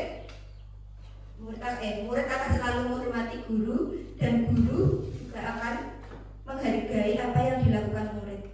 Nah, sekarang coba dibuat kalimat positifnya. Selalu kembalikan buku ke tempatnya. Berarti apa ya keyakinan kelasnya? Ini termasuk peraturan. Kalau selalu kita kan memaksa ya. Berarti apa keyakinan kelasnya? Kalau selalu balik nih. Berarti orang yang bertanggung jawab. Berarti keyakinan kelasnya bisa kita buat tanggung jawab. Singkat, padat, tapi sudah mencakup semuanya. Tidak hanya membalikan buku, pasti juga akan mengembalikan yang lain-lainnya juga. Nah, jadi keyakinan kelasnya singkat saja, bertanggung jawab. Itu saja anak-anak kalau sudah kita biasakan, kita sampaikan setiap hari, mereka akan bertanggung jawab setiap buku yang berantakan akan dikembalikan. Dilarang mengganggu orang lain. Berarti apa ini kalimat positifnya? Ya, rukun bisa ya, singkat gue rukun. Itu namanya keyakinan kelasnya dikandani. Nek rukun minggu dan ini kita jelaskan sehingga akan tumbuh keyakinan. Oh yakin, nek rukun ini akan nyaman di kelas, tidak ada yang berkelahi lagi. Hadir di sekolah tepat waktu dan seterusnya. Ini jawabannya ya. Keselamatan, dilarang melakukan kekerasan. Itu keyakinan kelasnya bisa dengan keselamatan. Menghargai orang lain. Memang singkat-singkat, abstrak tadi ya, tapi sudah mencakup dan tidak ada kata-kata paksaan, tidak ada kata-kata dilarang, tidak ada kata-kata selalu, jangan, sudah tidak ada jangan juga. Nah, inilah segitiga restitusi itu karena segitiga sisinya ada 3, maka langkah segitiga restitusi juga ada 3. Yang pertama, menstabilkan identitas. Yang kedua, validasi kebutuhan. Yang ketiga, menanyakan keyakinan. Ini ada contohnya. Menstabilkan identitas contohnya, setiap orang pasti pernah melakukan kesalahan. Tidak apa-apa kamu tadi bolos atau kamu mencontek, tidak apa-apa, setiap orang punya kekhilafan. Tapi apakah mencontek itu hal yang benar atau salah? Salah Bu. Nah, kita arahkan. Jadi awalnya kita menstabilkan identitas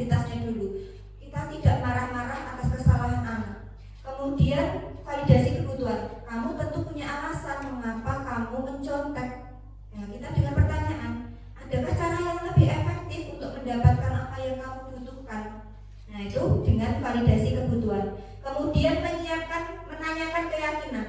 Nilai apa yang telah kita sepakati? Nilai apa yang telah kita sepakati? Kamu ingin menjadi orang seperti apa? Itu kita tanyakan. Menjadi orang seperti apa? Kalau kamu mencontek nanti akan jadi orang seperti apa?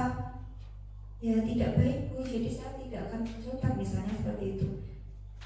Nah ini contoh-contohnya, berbuat salah itu manusiawi, tadi sudah saya contohkan. Ini validasi, guru berkata seperti ini contoh-contohnya. Ini menanyakan keyakinan, nilai-nilai apa yang kita percaya di kelas. Ini kemudian setelah itu kita lakukan intervensi 30 detik, tentu dengan pertanyaan yang menggiring ke arah perilaku baik. Nah sekarang ini ada contoh segitiga restitusi yang sudah saya lakukan.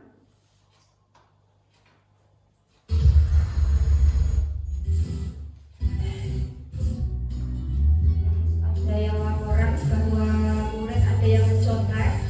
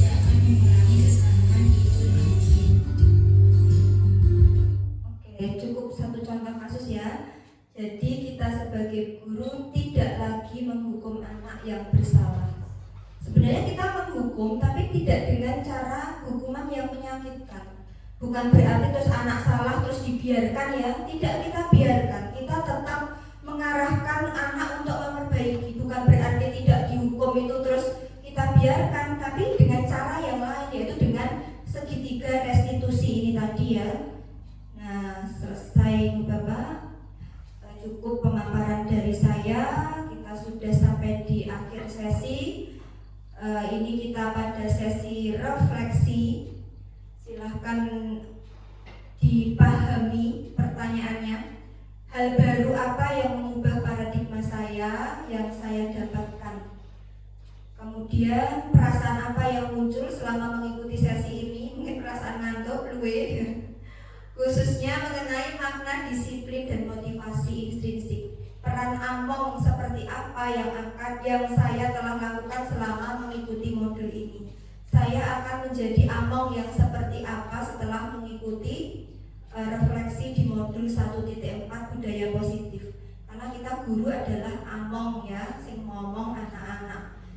Silahkan bisa diwakili dua ibu bapak guru yang menyampaikan untuk refleksinya. Monggo, siapa? Bisa tunjuk jari dulu yang akan menyampaikan refleksi. Tunjuk jari dulu, silahkan. Oke, Pak Bagus, monggo. Ya, terima kasih waktu yang telah diberikan kepada saya. Sebelumnya, Assalamualaikum warahmatullahi wabarakatuh. Setelah saya mengikuti diseminasi tentang budaya positif di sekolah, ada banyak sekali hal-hal baru yang perlu diterapkan di sekolah. Ternyata saat ini mengajar itu biasanya hanya menuruti perasaan guru saja, tidak memperhatikan kebutuhan murid kita. Murid itu butuh perhatian, kemampuan, dan keinginannya perlu digali.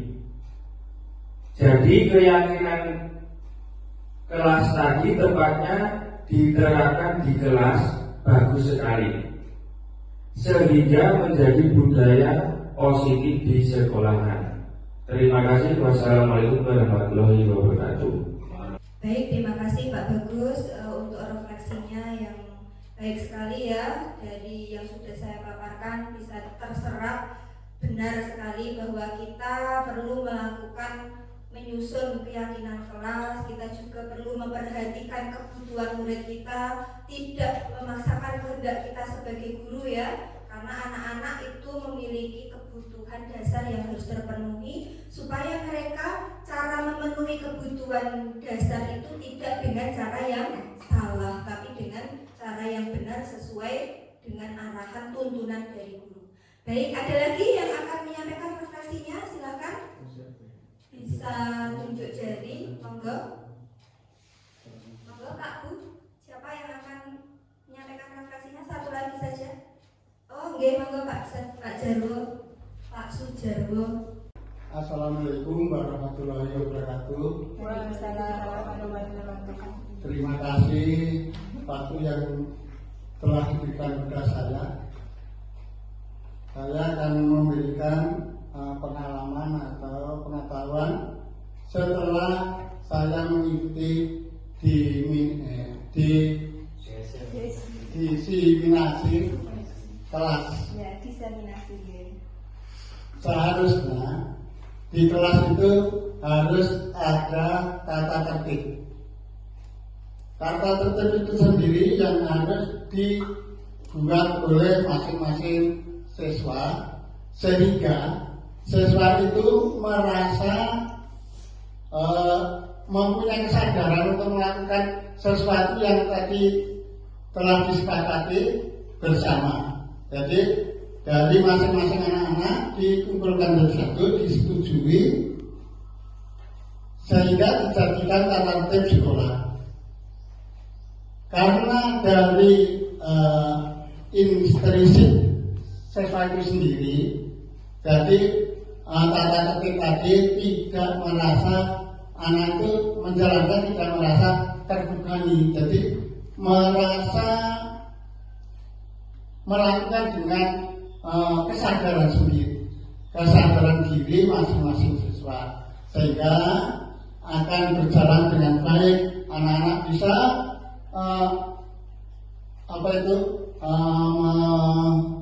mendeteksi, oh saya nanti kalau berbuat begini hasilnya akan begini, jadi bisa mengontrol diri sendiri. Sekian atas pengalaman atau pengetahuan yang saya terima. Sekian, wassalamualaikum warahmatullahi wabarakatuh. Baik, terima kasih Pak Sujarwo untuk refleksinya atas pengalamannya. Ya, betul sekali ya. Juga menyambung dari Pak Bagus tadi, memang betul keyakinan kelas, karena sudah diyakini oleh diri sendiri, Beda kalau aturannya yang membuat oleh guru secara sepihak, ya kan? Kalau sepihak anak-anak tidak kita beri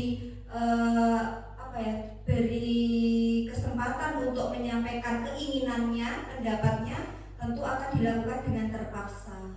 Monggo nanti Ibu Bapak bisa membuat keyakinan kelas di kelasnya masing-masing dengan keunikan masing-masing, keunikan anak-anak kita, yang intinya keyakinan kelas itu adalah untuk kenyamanan anak-anak belajar di dalam kelas. Jadi sebenarnya itu peraturan, tapi peraturannya dibuat sendiri, ditaati sendiri, sehingga tidak akan menjadi beban karena sudah muncul dari kesadaran intrinsik tadi ya. Baik, terima kasih kepada Pak Sujarwo dan Pak Bagus yang sudah mewakili refleksi secara langsung. Namun Ibu Bapak yang lain tetap mohon tolong memberikan refleksinya secara tertulis sesuai refleksi yang ditayangkan ini secara tertulis. Setelah saya bagikan bisa dituliskan refleksinya di sini.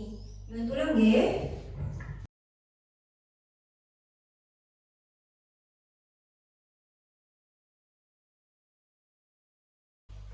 Oke, Ibu Bapak, dari penerapan program disiplin positif ini hendaknya guru memiliki standar kepribadian profesional. Kita adalah guru-guru profesional dan sosial yang baik, di mana guru mampu berefleksi pada posisi kontrolnya saat ini. Bagaimana perjalanan dirinya sebagai seorang among. Posisi yang terbaik adalah posisi apa tadi Bu Bapak? Manager. Bagaimana kita bisa memposisikan diri kita sebagai manajer, bukan lagi sebagai penghukum, bukan lagi membuat anak merasa bersalah supaya mau menuruti aturan kita, bukan lagi sebagai teman ataupun sebagai pemantau. Boleh saja sesekali sebagai teman dan pemantau, namun yang paling banyak porsinya kita guru sebagai manajer, karena itu untuk membentuk identitas positif pada anak-anak kita. Kalau menghukum dan membuat rasa bersalah itu masuknya membuat identitas gagal. Nah, bagaimana perjalanan dirinya sebagai seorang yang menuntun murid menjadi insan yang mandiri, merdeka, dan bertanggung jawab.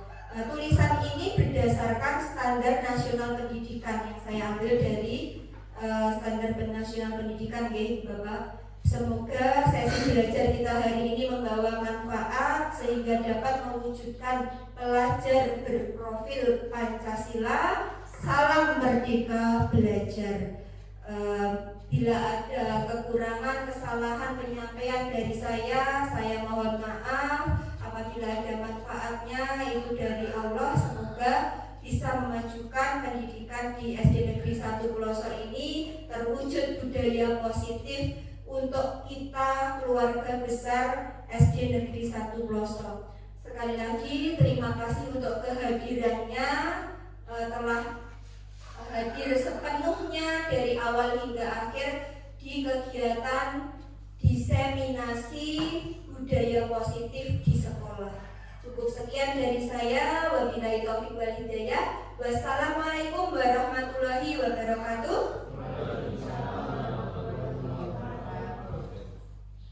Salam dan bahagia.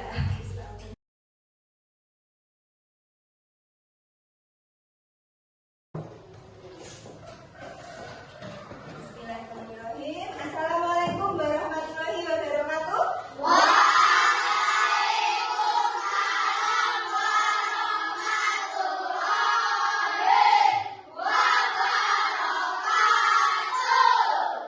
Gimana kabarnya?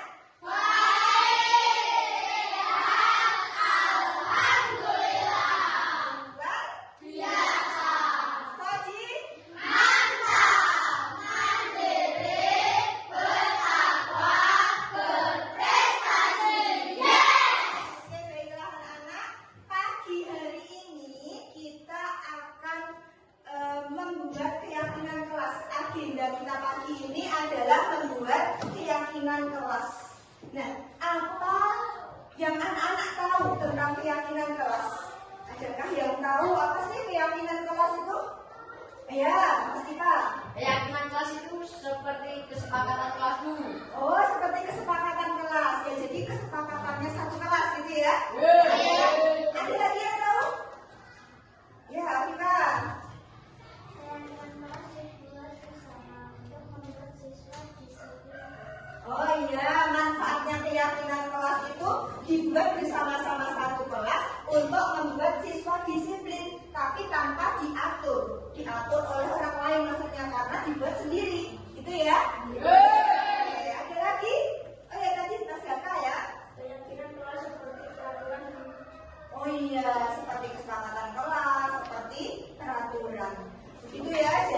keyakinan kelas itu adalah sesuatu yang akan kita sepakati bersama, nanti semacam peraturan, tapi peraturannya itu dibuat oleh anak-anak sendiri, sehingga anak-anak tidak akan merasa seperti diatur karena memang dibuat oleh sendiri dan akan dilakukan dengan disiplin, artinya akan dilaksanakan, tidak dilanggar karena dibuat oleh sendiri dan disepakati bersama oleh satu kelas. Oke, hari ini anak-anak apakah sudah siap untuk membuat keyakinan kelas? Siap. Biasa, siap ya. Anak-anak perlu tahu keyakinan kelas itu biasanya menggunakan kalimat positif. Kalimat positif itu apakah kalimat yang baik? Baik. Bukan kalimat negatif. Apakah kalimat negatif itu tidak baik? Tetap baik. Kalimat negatif itu contohnya yang ada di peraturan. Biasanya bunyinya gini. Dilarang datang terlambat. Jadi kata-katanya seperti memaksa, dilarang. Orang itu kan nggak boleh. Itu kan rasanya seperti tidak nyaman. Jadi dilarang datang terlambat. Nah, kalau dibuat kalimat positifnya gimana? Datang tepat waktu. Itu adalah kalimat positif dari dilarang datang terlambat. Tidak boleh buang sampah sembarangan. Itu positif apa negatif? Negatif. Tidak boleh. Pokoknya yang tidak boleh dilarang itu semacam peraturan. Itu kalimat negatif. Nah, sekarang kita akan buat keyakinan kelas, peraturan yang kita sepakati bersama menggunakan kalimat yang nyaman. Bukan dilarang orang lagi. Jadi menggunakan kalimat positif lagi. Kalau tidak boleh membuang sampah sembarangan berarti kalimat positifnya gimana? Ada yang tahu? Iya. Bekerja sama menjaga kebersihan. Iya, bekerja sama menjaga kebersihan kan sama artinya membuang sampahnya tidak boleh buang sampah sembarangan kan artinya. Tapi kata-katanya positif sehingga dirasa ini orang dilarang kita. Enak kan didengarkan, enak dibaca, enak sehingga kita akan tertib, akan disiplin pada keyakinan yang sudah kita buat itu. Oke, baik. Sekarang coba ada lagi kak, tadi Sivana sudah menyebutkan salah satu contoh keyakinan kelas. Ada lagi yang bisa? Iya, oke. Saling peduli, menghargai dan membantu. Ya, saling peduli dengan teman, menghargai dan membantu. Itu kalimatnya positif apa negatif? Positif. Yang tidak melarang ya, saling mendukung, saling membantu, seperti itu, saling peduli. Oke, ada lagi? Ya, oke. Bersikap sopan dan menghargai guru. Iya, bersikap sopan dan menghargai guru.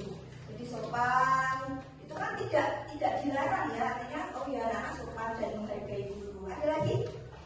Oh ya, Mas Bilal dulu. Berdoa sebelum dan sesudah belajar. Nah, itu wajib ya, berdoa dan sebelum dan sesudah belajar berdoa. Ada lagi? Ya, yang tadi yang belakang dulu, Siva. Bertanggung jawab terhadap tugas. Jika diberi tugas, bertanggung jawab. Berarti melaksanakan tugas dengan baik. Ada lagi? Ya, oke. Ya, selalu datang tepat waktu. Nah, itu contoh yang positif. Tadi negatifnya apa? Dilarang datang terlambat. Positifnya adalah selalu datang tepat waktu. Masih ada lagi anak-anak? Sudah ya? Ya, kira-kira contohnya seperti itu. Oke, sekarang karena ini tadi baru perwakilan beberapa anak, maka mari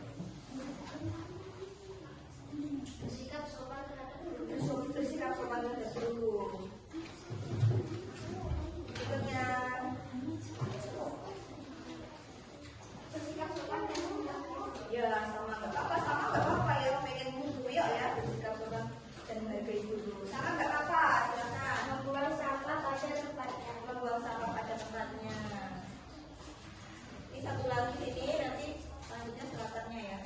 Saling peduli menghargai dan membantu. Ya, saling peduli menghargai dan membantu. Oke, berikutnya nanti sini Selalu datang tepat waktu. selalu datang tepat waktu. Berikutnya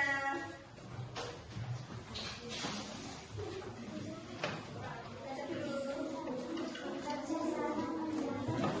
Bekerja sama menjaga kebersihan atas ya.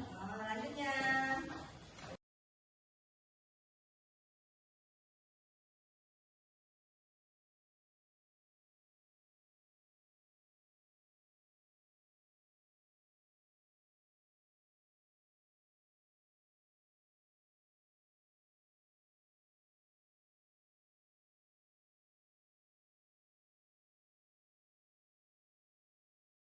Anak-anak, ini adalah usulan dari kesepakatan kelas menggunakan kalimat positif yang sudah kalian tuliskan sendiri-sendiri. Nah, ada yang jatuh. Ini dari sini, dari sini akan kita kelompokkan. Ternyata banyak yang sama ya. Banyak yang sama. Coba yang sama apa ini? Bekerja sama menjaga kebersihan ada beberapa. Apakah sepakat anak-anak? Ini akan disepakati menjadi keyakinan kelasmu bahwa anak-anak akan bekerja sama menjaga kebersihan. Kemudian yang sama lagi apa nih? Oh ya, selalu datang tepat waktu. Ada beberapa yang menuliskan. Apakah sepakat datang tepat waktu? Sepakat. Bagus. Berikutnya saling peduli, ini juga ada banyak ini. Saling peduli dan menghargai dan membantu. Apakah sepakat? Sepakat. Baik. Ada lagi. Bersikap serta tidak dulu juga ada beberapa anak yang menuliskan. Sepakat? Sepakat. Ada lagi apa ya ini ya? Yang belum apa ini? Yang sama berdoa, ini penting ya, berdoa sebelum dan sesudah belajar. Sepakat? Sepakat. Ini yang dipuji bacakan, yang dipuji ambil adalah yang kebanyakan anak-anak tulis. Yang tidak ditulis, yang tidak disepakati, jangan berkecil hati. Karena apa? Karena hampir sama yang kamu tulis. Saling menyayangi teman, itu kan sama seperti peduli ya, menghargai seperti itu ya. Buang sampah di tempatnya itu sama seperti menjaga kebersihan. Bisa dipahami? Bisa. Oke, berarti kesepakatan tadi, keyakinan tadi apakah bisa disepakati bersama? Bisa. Berarti akan kita buat ke dalam sini. Ini ya. Setelah itu mulai besok akan anak-anak melaksanakan datangnya tepat waktu, menjaga kebersihan, peduli pada teman, menghormati dan sopan pada guru, berdoa sebelum dan sesudah belajar. Bisa dilaksanakan mulai besok? Bisa. Luar biasa anak-anakku. Silakan ini perwakilan ya, sini ya. Perwakilan untuk menuliskan. Untuk menuliskan sekretaris kelasnya ada kan? Siapa yang tulisannya paling rapi? Ya bisa menulis di sini. Silakan kita yang memilihkan warnanya.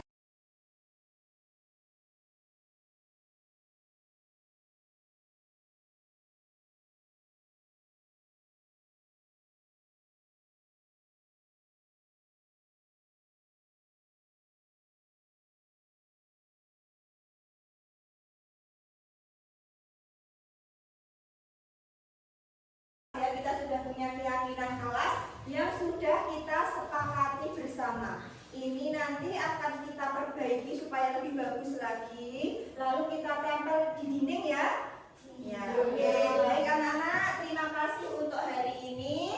Cukup sekian untuk agenda kita dalam menyusun keyakinan kelas yang sudah disepakati bersama. Baik, terima kasih. Tetap semangat. Mana semangatmu?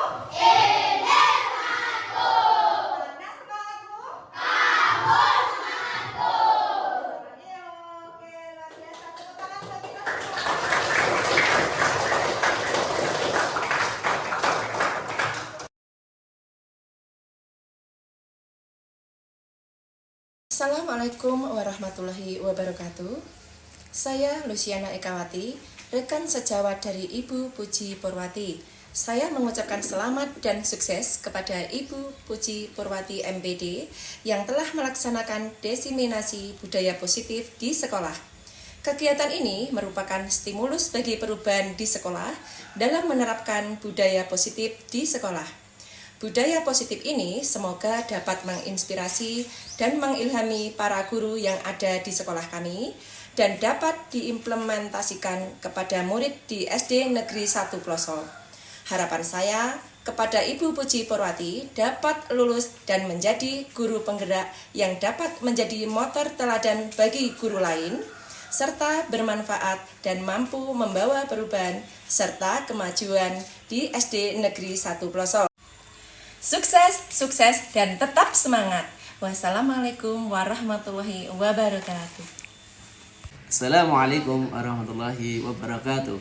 Saya Sulistyo Nugroho, rekan sejawat dari Ibu Puji Purwati dari SD Negeri 1 Ploso, terkait dengan diseminasi budaya positif yang telah Ibu Puji paparkan sangatlah bagus sekali, terutama mengenai disiplin positif di sekolah ini. Anak-anak itu memang sudah memiliki disiplin, tapi kebanyakan mereka itu mempunyai faktor ekstrinsik. Dari Bu Puji, kami sebagai guru memperoleh ilmu baru tentang posisi kita dalam menghadapi permasalahan murid, dan kami jadi paham bahwa idealnya seorang guru itu adalah sebagai manajer bagi murid.